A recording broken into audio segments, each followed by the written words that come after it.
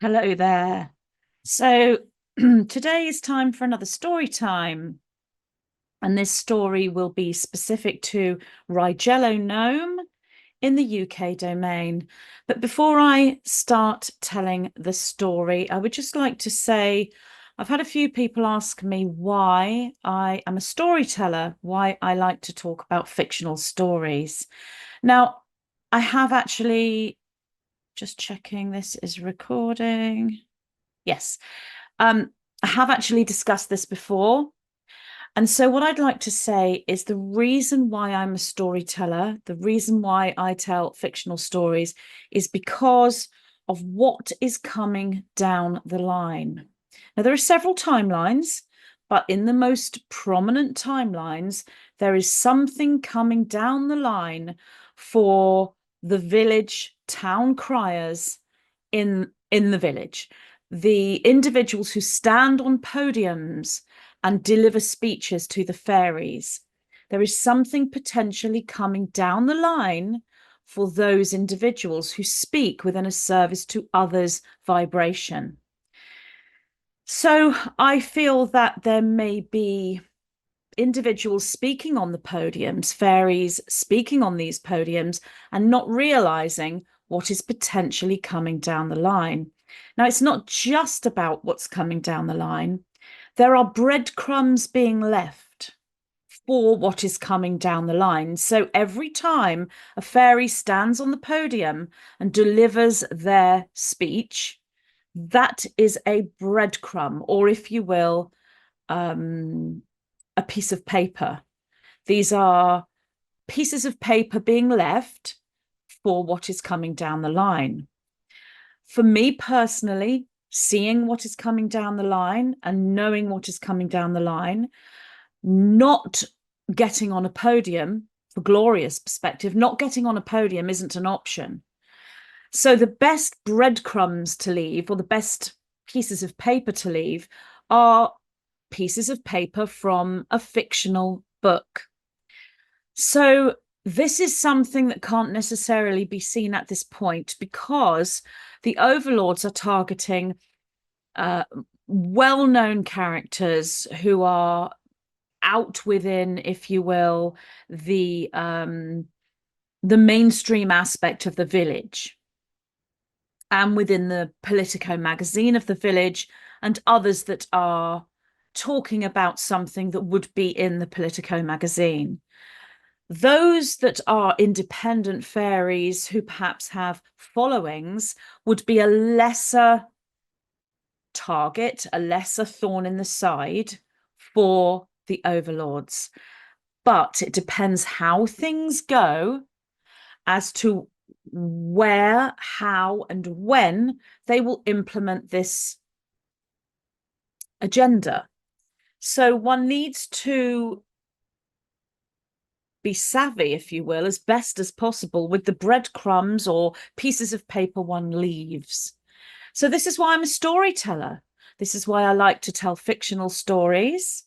And the breadcrumbs and the pieces of paper are all fiction. So just remember that everything I'm saying to you is part of a fictional story.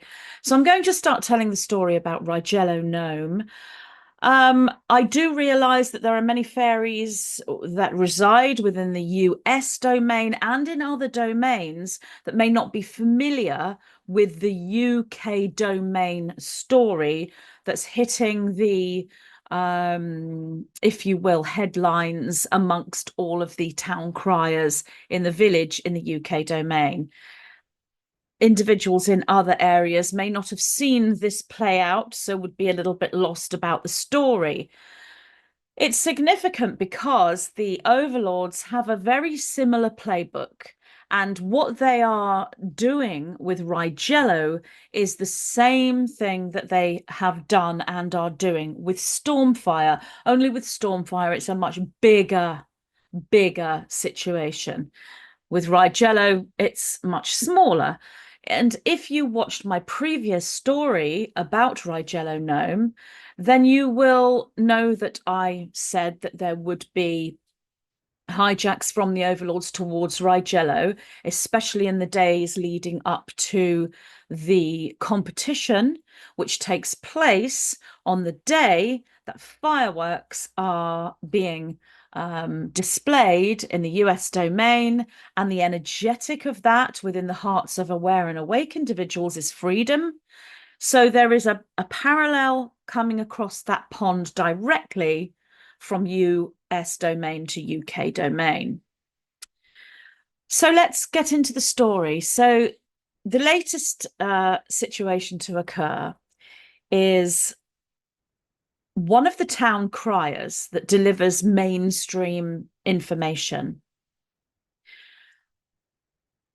set up a group of town criers. These are called the 4 town criers. They are connected to the number 4. So you could say that this group is, if you will, a channel. So you could call it the 4 channel if you wanted to in the UK domain. So you've got this group of town criers. They got together to create a presentation to all the other fairies that listened to their 4 channel. In that presentation, it was supposedly presented as an expose, an undercover expose of Rigello Gnome and Rigello Gnome's structure.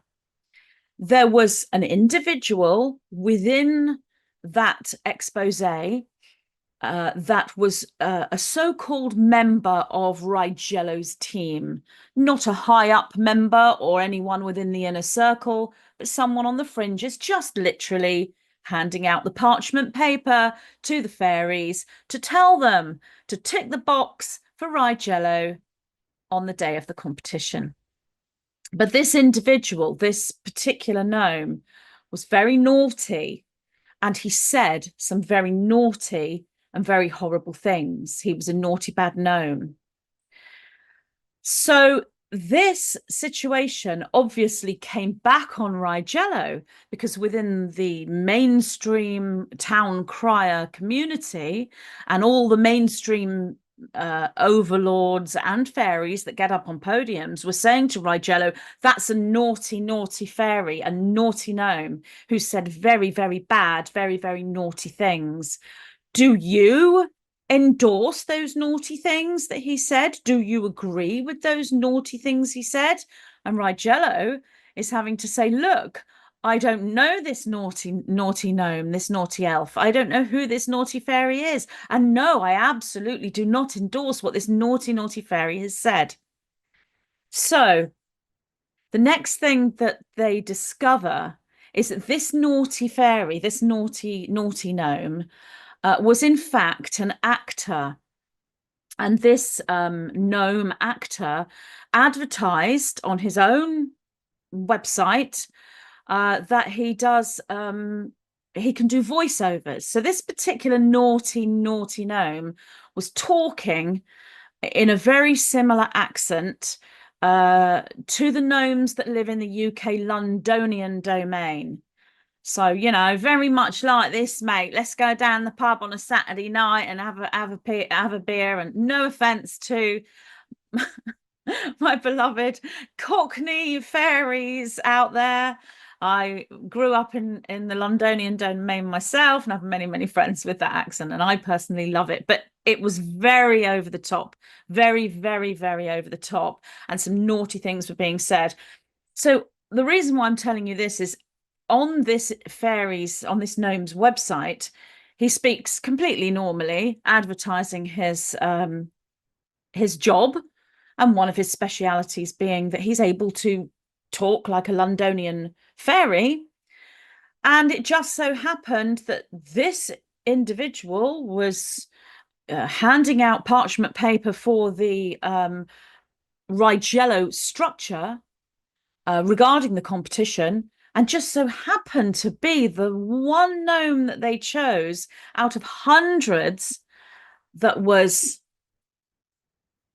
brought to the attention of the 4-channel town criers that presented the expose. So Rigello is saying this naughty gnome is an actor. This naughty gnome is not known to the Rigello structure. This is a setup. So this is what Rigello is saying. You've got the mainstream town criers saying, you think it's a setup? Oh, so you think he's an actor? Right. And they're looking at Rigello as if Rigello's just a little bit crazy. So Rigello is now caught within one. The first layer of the hijack is, do you endorse the naughty gnome's words? Being caught up in that very, very awful dialogue that the naughty gnome delivered. And then the second layer of the hijack is, that's a little bit conspiratorial.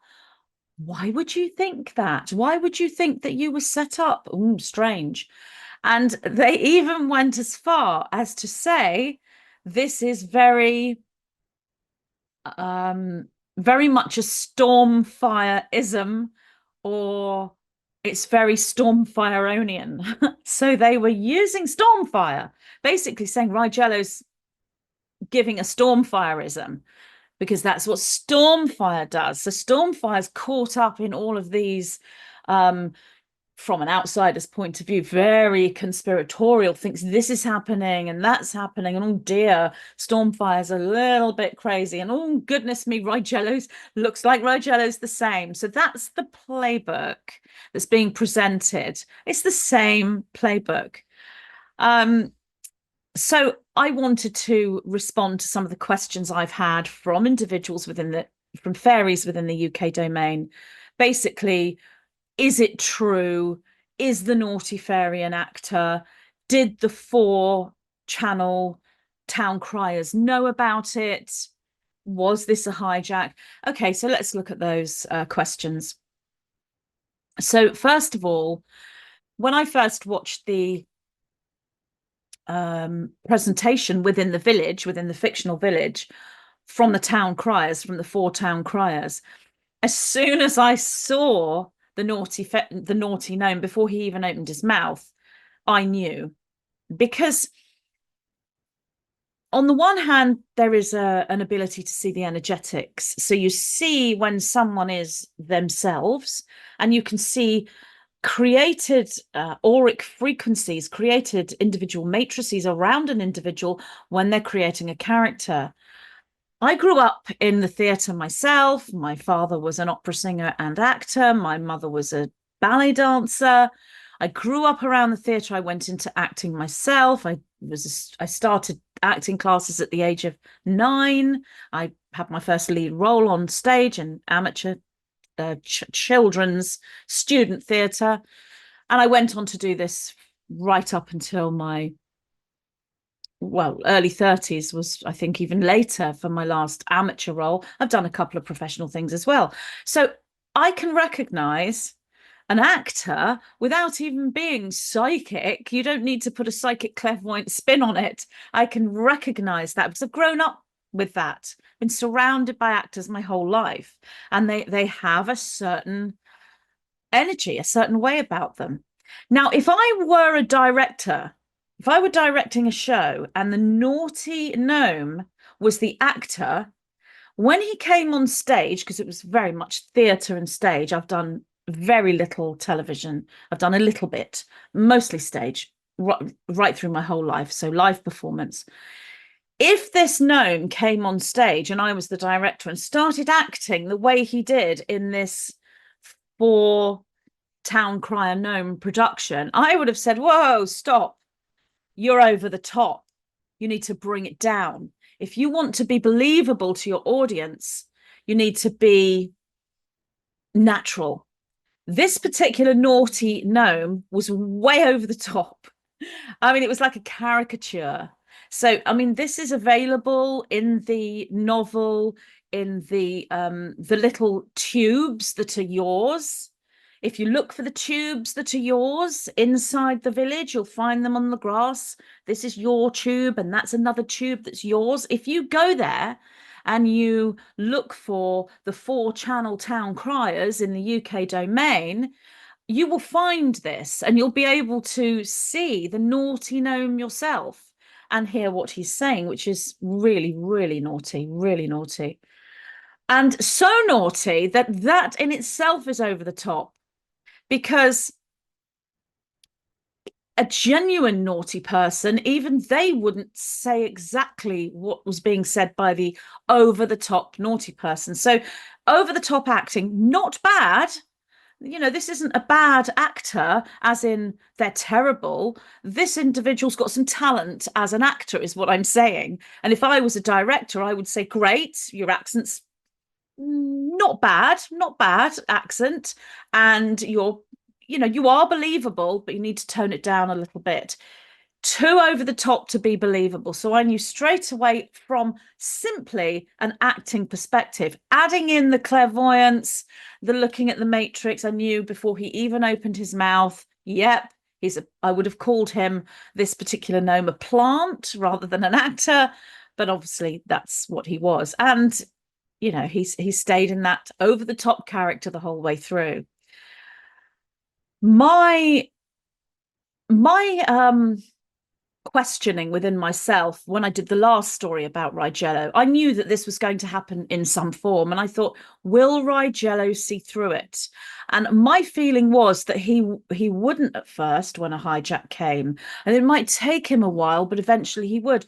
Obviously I didn't know which hijack, there may well be more that he doesn't see through, but with this one, that's not how it was at all. He appears to have seen through it immediately, which is fantastic. But then that shows how on the ball Rigello is, and how much Rigello does understand the hijacking, and being around Stormfire and knowing and being aware of what's happening with Stormfire. Rigello was probably very likely prepared that this was going to occur. Let's remember that the competition in the village is next Thursday, so we have just over a week.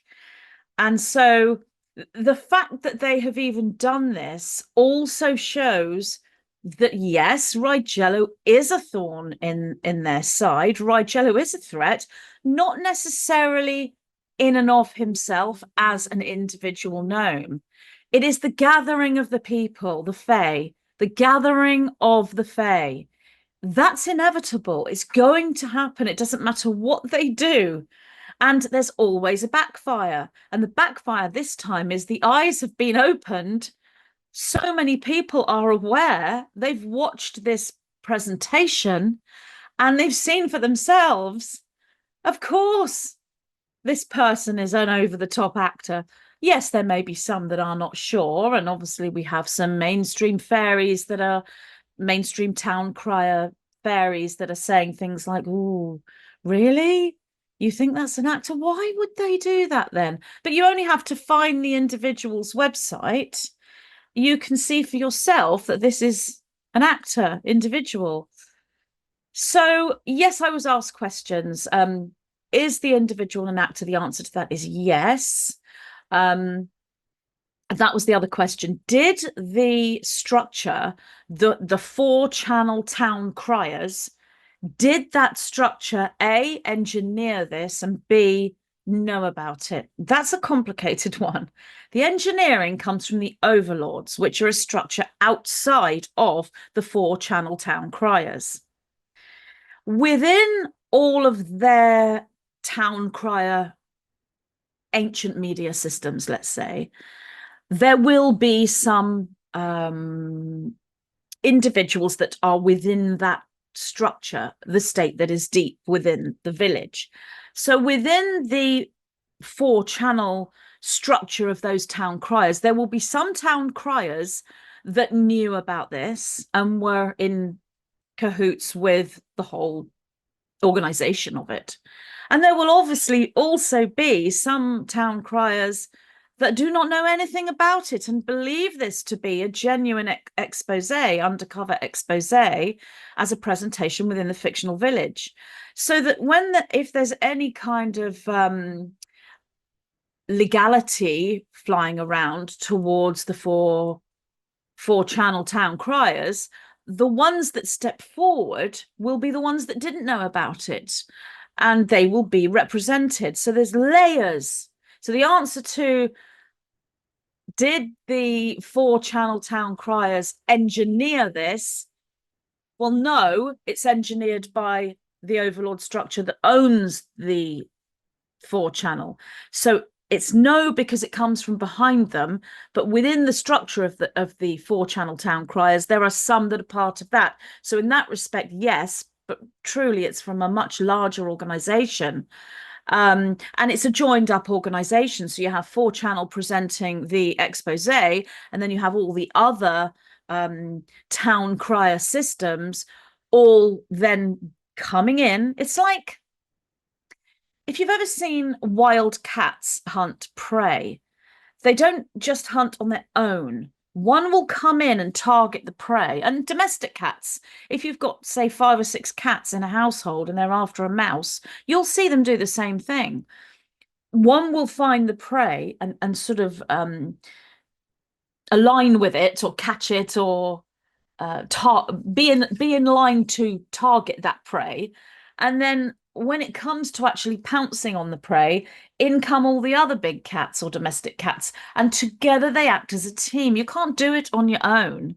So obviously in the minds of people who don't see how deep the agendas and layers are, they may think, well, this is the four channel that did it.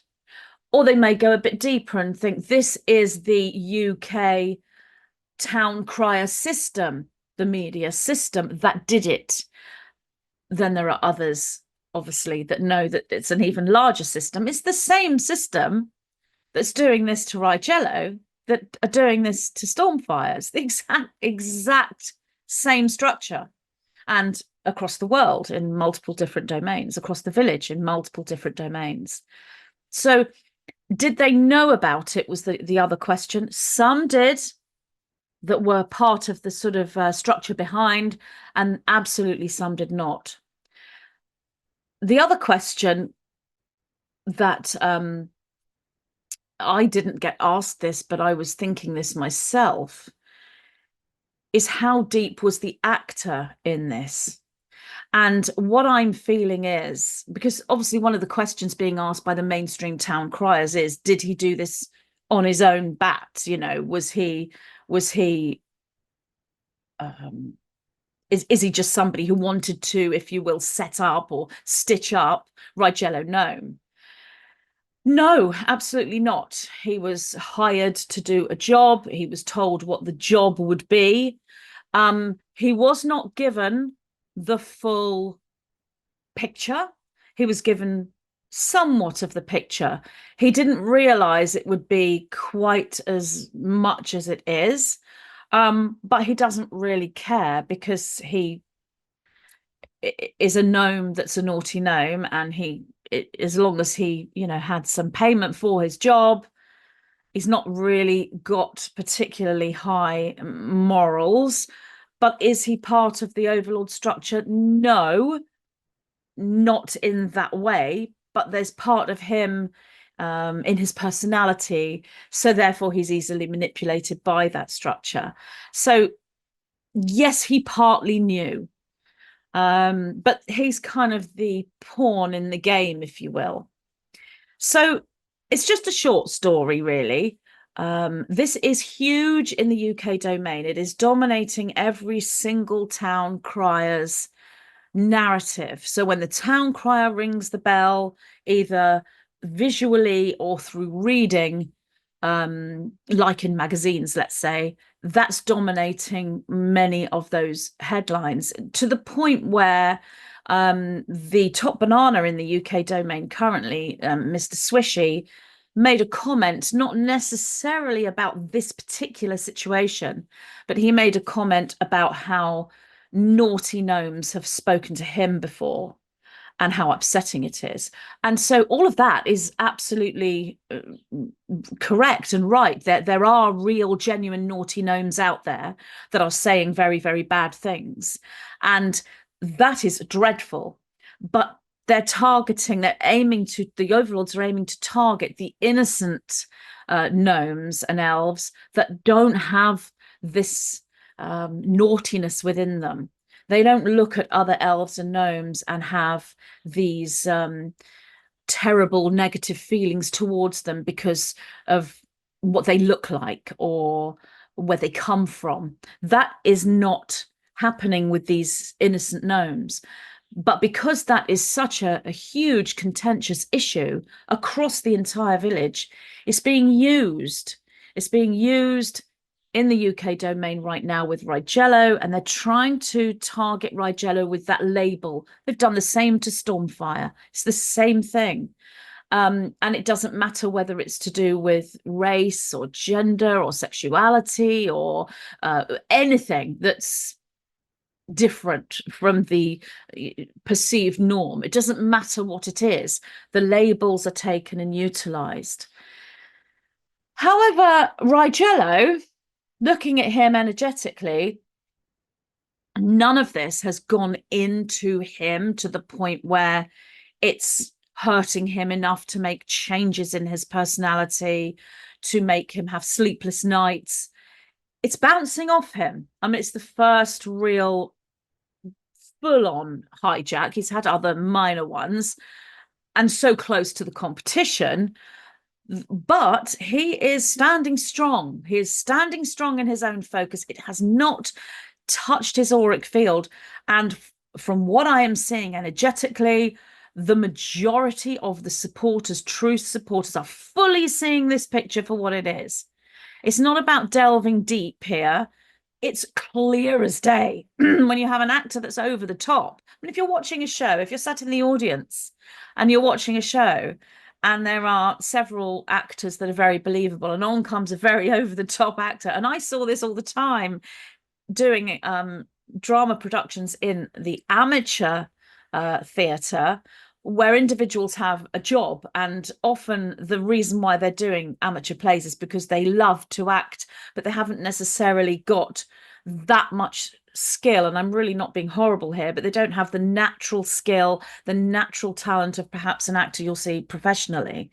In the amateur world, you can have some good amateurs that are good enough to carry off an amateur production and deliver their lines well enough to pass, but that doesn't mean that they are necessarily good, and they certainly wouldn't be on par with a professional actor. I've met many of these people in my life. I've had to act opposite them myself.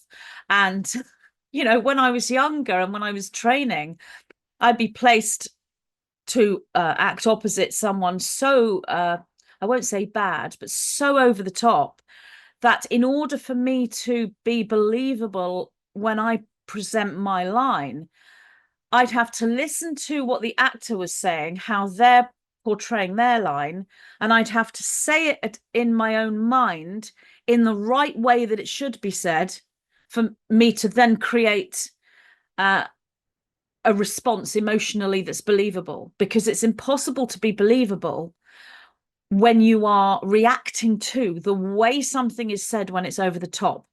So I would have to say the line properly in my head at the same time as the actor, so I could respond properly in my own part. I mean, you don't really need to know all about acting skills. The point is, I'm very familiar with over-the-top actors and many amateur actors. And this guy obviously is a professional. He's getting paid. But many sort of actors who are not well-known and professional will be over the top. They will act over the top so that it's not believable. And that is exactly how this naughty, naughty gnome, who probably isn't that naughty in real life, but playing a role, playing a character. If you're given a role and you're hired as a job and not given all the information as to what that job is. But the other thing that Rigello was saying, because he has his own little tube. If you walk around the grass in the village and you find a tube, you'll find a tube that's yours, that's Rigello's tube, and you can subscribe to Rigello's tube. And in his latest talk, when he stood by his tube, he's actually saying that one of the things this actor does is undercover work. He actually advertises speciality being these rough accents, like the Londonian Cockney fairy accent, and also undercover work. So it's his role, it's his job. And of course he knows partly what he's doing, and it is not a job of integrity. It is a job out of integrity. And as I said, he doesn't care. But this fairy is not bad like overlords. It's not service to self like overlords. It's just a fairy, a gnome with lower morals. So that's the picture here. So for those who are not in the UK domain, you've probably heard nothing about this.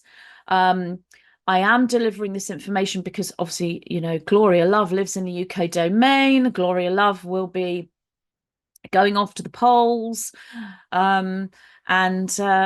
So it's important to Gloria Love and the people around her, and anyone in the UK domain will know this story because it's everywhere. So I'm just delivering the answers to these questions, or let's say my perspective as answers to these questions to everyone in the UK domain, and just letting everyone know in other domains what they do to Stormfire is being done to Rigello, just as I saw that it would be. And is this the end? No, there's more to come. There will be more. And the more energy that is built by Stormfire, the more energy built by Rigello, then the more the hijacks will come.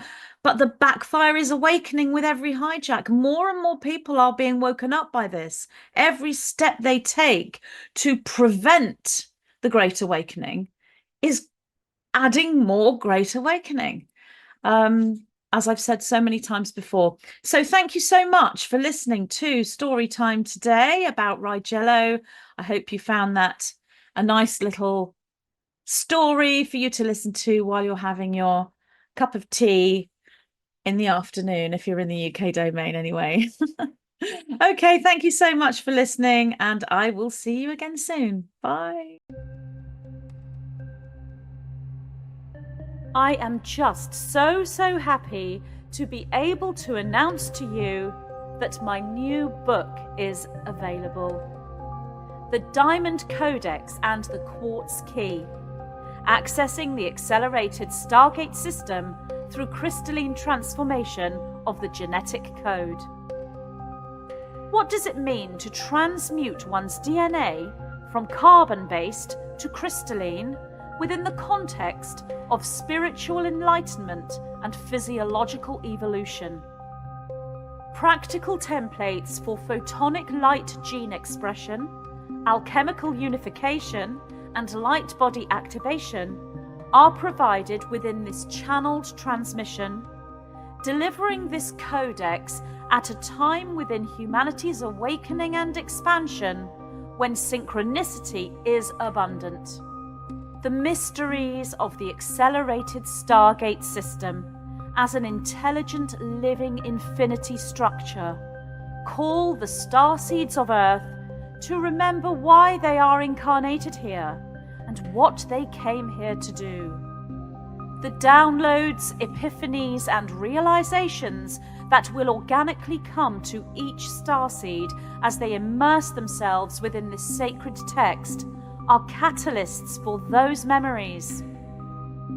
Introducing Dreamwalker, the story, presented through my interdimensional dialogue with the monadic light structure that is the white-winged collective consciousness of 9.